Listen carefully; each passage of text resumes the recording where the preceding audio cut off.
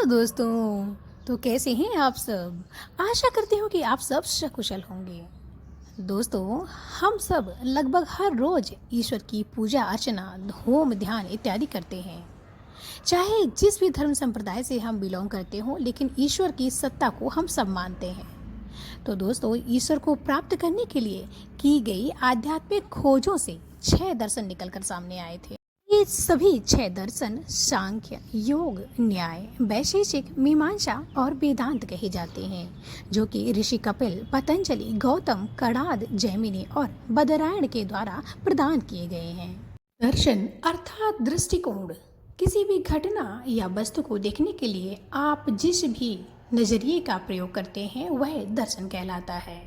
तो हमारे ऋषि मुनियों और आध्यात्मिक गुरुओं ने बरसों तक की गई साधना और आध्यात्मिक खोजों के आधार पर इन 6 दर्शनों को विकसित किया है। इसके अनुसार किसी भी रचना के होने के लिए 3 चीज़ों की जरूरत होती है, जिसमें पहले नंबर पर आता है जगत, जिसे यूनिवर्स, जड़, फिजिकल रियलिटी या फिर मैटर, या इसको क्रिएशन कॉज यानी कि उत्पत्ति का कारण भी कहा जाता है।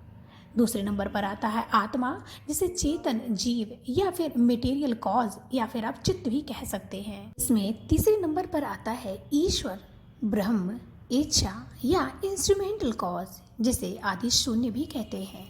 तो हमारे आज के इस वीडियो में हम द्वैत, अद्वैत और द्वैताद्वैत सिद्धांतों के बारे में जानेंगे, जिससे कि दुनिया के और सभी सिद्धांतों की उत्पत्ति हुई है। तो यहाँ पर जीव, जगत और ब्रह्म यानी कि ईश्वर की संलयित या फिर मिश्रित अवस्थाओं से ही इन सभी सिद्धांतों की उत्पत्ति हुई है।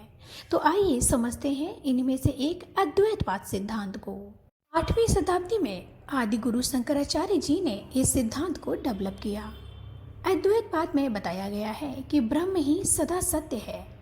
ब्रह्मम सत्यम जगद मिथ्या जीवो न चैव नापरा, अर्थात ये जगत मिथ्या और छलावा है।